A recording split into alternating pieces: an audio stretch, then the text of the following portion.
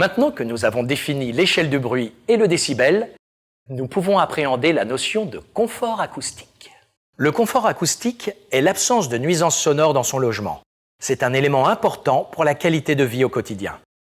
Le bruit extérieur ressenti à l'intérieur du logement ne doit pas dépasser en moyenne 35 dB la journée et 30 dB la nuit. Pour atteindre un confort acoustique dans un logement, il faut travailler l'isolation phonique du bâtiment. L'isolation phonique doit permettre d'atténuer les sons provenant de l'intérieur et de l'extérieur du bâtiment afin de conserver un environnement acoustique confortable pour les occupants.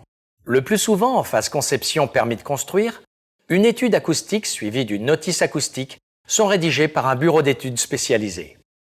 Cette étude sert à déterminer l'isolement acoustique minimal de la façade en fonction de la localisation, de la catégorie du bâtiment, de l'éloignement et de l'inclinaison des façades par rapport aux infrastructures bruyantes comme une route, un aéroport ou une voie ferrée.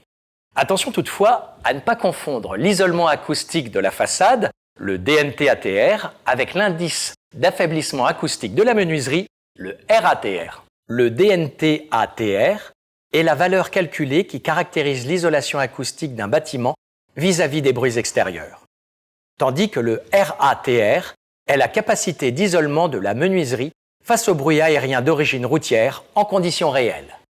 Ce qu'il faut bien comprendre lorsque l'on parle d'affaiblissement acoustique, c'est qu'il faut travailler sur la performance de chaque matériau mis en œuvre, aussi bien sur les menuiseries, les volets, les entrées d'air, que sur la charpente et l'isolation des murs. Pour réduire au mieux les gênes acoustiques provenant de l'extérieur, il faut une cohérence des produits, mais aussi une mise en œuvre parfaite, les liaisons gros œuvres, le calfeutrement et une pose adaptée pour éviter les surcoûts et la déception face à la non-conformité des résultats.